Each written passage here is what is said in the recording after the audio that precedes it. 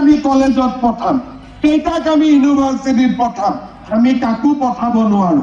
সেইকাৰণে আমাৰ এটাই উদ্দেশ্য, এই বাবা দে মাসকলে চাই আছে, অলপমান চাইড কৰি দিয়ক, ঠিক কৈছো নে নাই? বাবা আপোনালোক বহি থাকক, মই লগ কৰি যাম যাওঁতে, একদম চিন্তা কৰিব নালাগে, সকলোকে লগ কৰি যাম। কাগজ আনিছে নে নাই? ঠিক আছে, কাগজ ৰাখি দিয়ক, মই যাওঁতে লগ কৰি যাম, হ'ব? এই গোটেই আঁচনিবিলাকৰ জৰিয়তে আমাৰ পৰিয়ালত যি টকা সঞ্চয় হ'ব,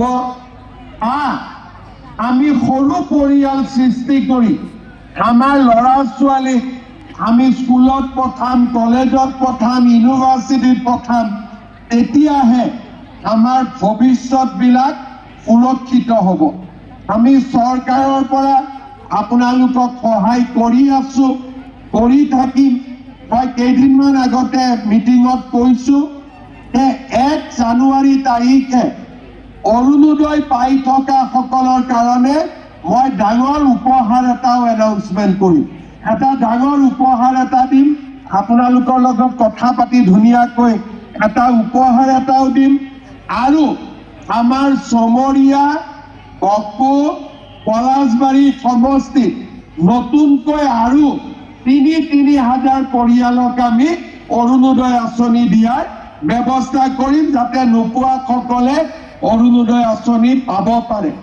কিন্তু এটাই কথা, যিয়ে আঁচনি পাওঁ, যিখিনি টকা আমাৰ বাচে, সেইখিনি যাতে আমাৰ ল'ৰা ছোৱালী শিক্ষাৰ কামত, ল'ৰা ছোৱালীৰ পঢ়া শুনাত আমি যাতে খৰচ কৰোঁ। মই বহুত দীঘলীয়াকৈ নকওঁ, পুনৰ এবাৰ আজি গোটেই অসমতে সমবেত হৈ থকা 3,24,234 গৰাকী হিতাধিকাৰীক মই অভিনন্দন জনাইছো।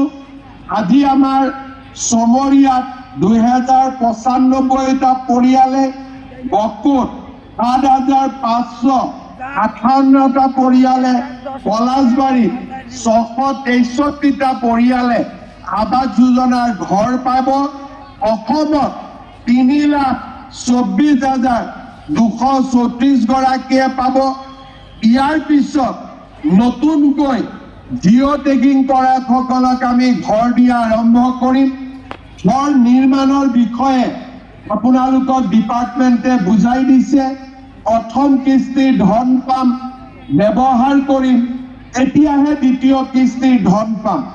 ইয়াত যদি প্ৰথম কিস্তিৰ ধন আমি উচিত ব্যৱহাৰ নকৰোঁ, আমি দ্বিতীয় কিস্তিৰ ধন চৰকাৰৰ পৰা নাপাম।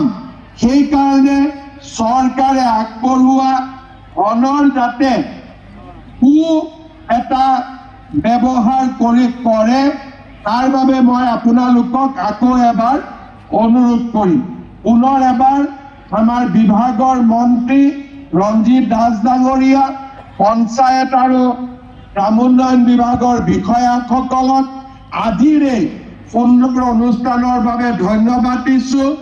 আৰু অসমৰ বিভিন্ন স্থানত সমবেত ৰাইজকো আকৌ এবাৰ ধন্যবাদ জনাই মই মোৰ বক্তব্যৰ সামৰণি মাৰিছো। মোৰ লগত সকলোৱে আকৌ এবাৰ ক'ব, ভাৰত মাতা কি, ভাৰত মাতা কি। বহুত বহুত ধন্যবাদ। জয় হিন্দ, বন্দে মাতৰম। ধন্যবাদ মহাশয়। নিখন